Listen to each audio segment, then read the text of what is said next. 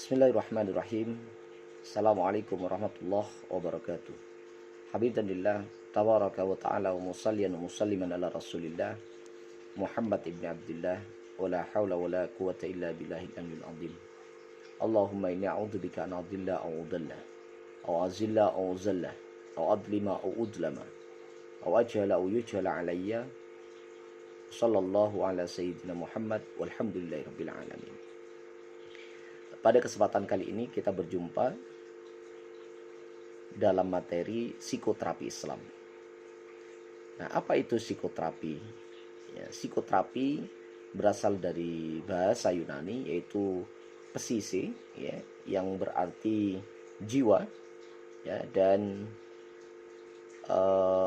terapi, ya, terapi atau penyembuhan atau pengobatan. Jadi psikoterapi itu adalah penyembuhan jiwa. Nah, di sini ada kata Islam.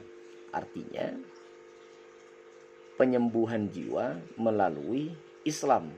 Nah, dalam konteks ini Hamdani Bakran Az-Zaki mengatakan bahwa psikoterapi Islam itu adalah proses pengobatan atau penyembuhan yang dilakukan dengan bimbingan Al-Quran dan Sunnah Nabi Shallallahu Alaihi Wasallam, ya, atau secara empirik adalah melalui bimbingan dan pengajaran Allah, para malaikat, Rasulullah, dan pewarisnya.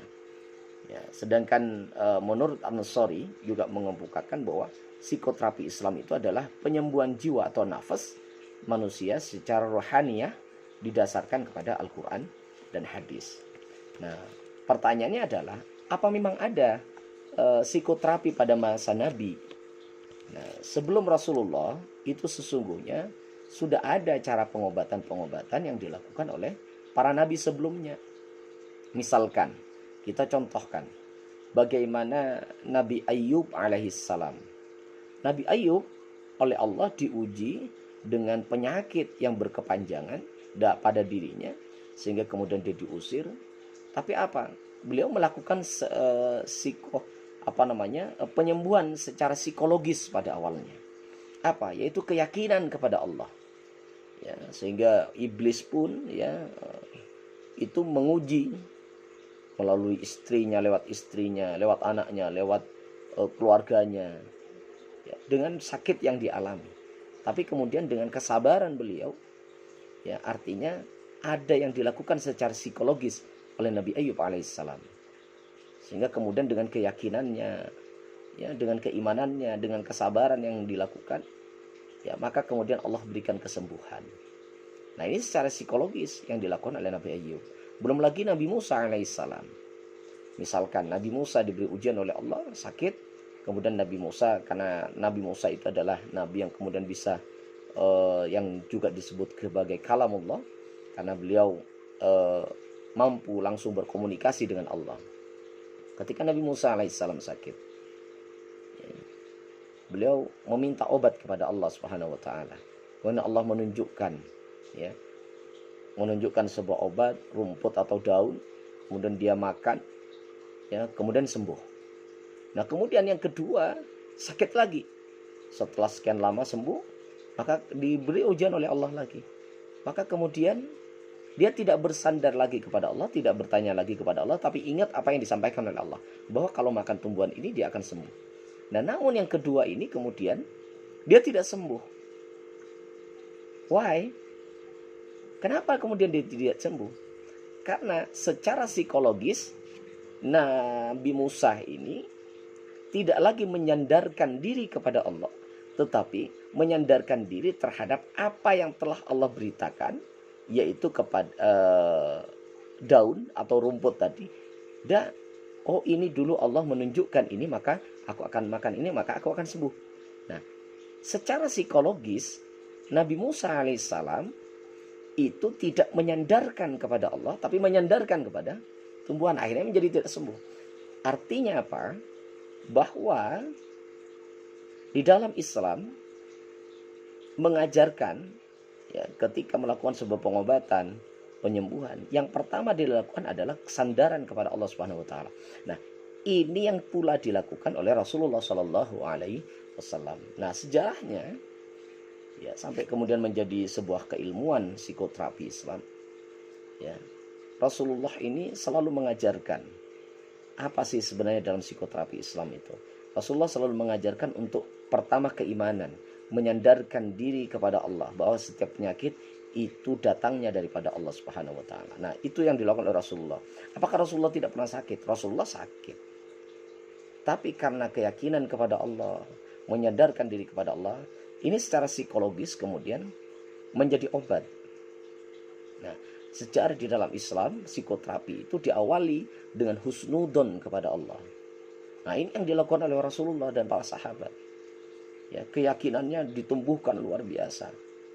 Ya, makanya kemudian sehat-sehat. Ya. Menyandarkan kepada Allah, yaitu salah satunya adalah menyandarkan kepada Al-Quran, apa yang diturunkan oleh Allah kepada Rasulullah, yaitu Al-Quran. Sebagaimana Allah sampaikan, wa nunazzilu minal Qur'ani ma huwa syifa, ya, wa rahmatul lil mu'minin. Artinya Al-Quran itu diturunkan oleh Allah menjadi penawar, menjadi obat.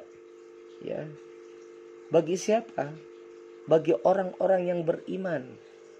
Ya, Allah pula menurunkan rahmat bagi orang-orang yang beriman. Artinya dalam psikologi Islam, dalam psikoterapi Islam, yang harus dilakukan pertama adalah penyadaran diri atau mensandarkan diri kita itu kepada apa yang telah Allah turunkan. Nah, terus yang kedua, mengikuti sebagaimana yang dilakukan oleh Rasulullah, artinya mengikuti sunnah. Ya, banyak di dalam Islam, ya, ketika melakukan sebuah penyembuhan, Rasulullah pernah melakukan penyembuhan, misalkan dengan minum madu, atau sebelum pada konsumsi makanan, Rasulullah melakukan penyembuhan dengan psikis tadi, dengan husnudon, ya, dengan memperbanyak olahraga. Itu adalah salah satu cara, ya, membangun jiwa yang sehat, ya, nafas atau mental yang sehat. Nah, ketika mental itu husnudon, maka otomatis kita akan merasakan sebuah ketenangan. Makanya kemudian di dalam Islam dikenal beberapa ketenangan yang bisa metode-metode untuk mencapai ketenangan. Misalkan dengan zikir, bersandarkan kepada ala bi dzikrillahi tatmainul qulub. Nah, itu Rasulullah dan para sahabat melakukan itu, sehingga apa, kondisinya tenang, bahagia, ya. Nah, apakah kemudian penyakit jiwa di zaman Nabi nggak ada? Ada, ya.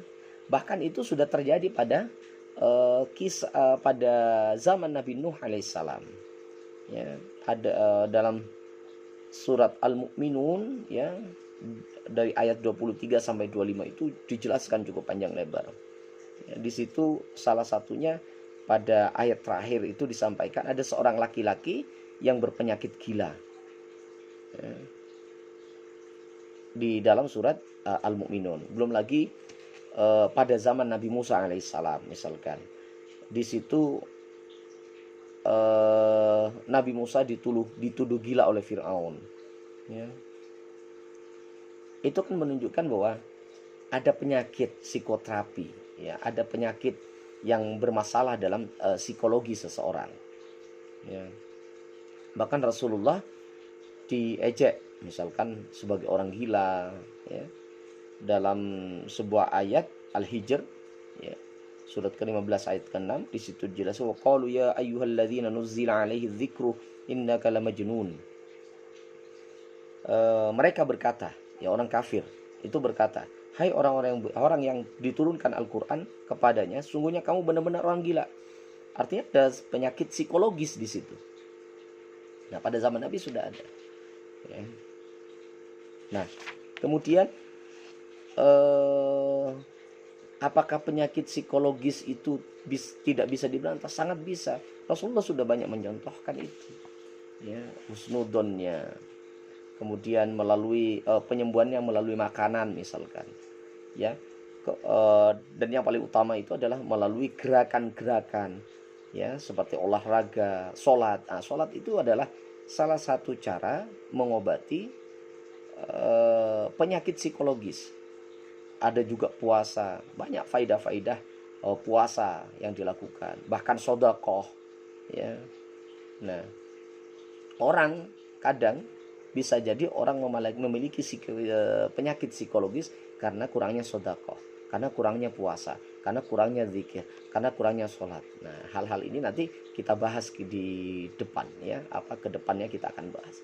Namun dari sejarah inilah kemudian sampai kepada masa para sahabat, ya. Para sahabat pun mengikuti apa yang dilakukan oleh Nabi. Ketika ada seorang yang sakit, ya, dia membacakan Al-Fatihah, misalkan langsung sembuh, ya.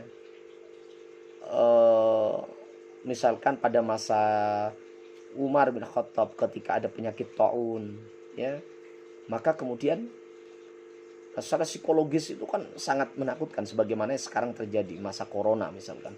Orang secara psikologis itu berpenyakit, takut terhadap apa yang dinamakan dengan al-wahn, hubbud dunya wa karahiyatul maut.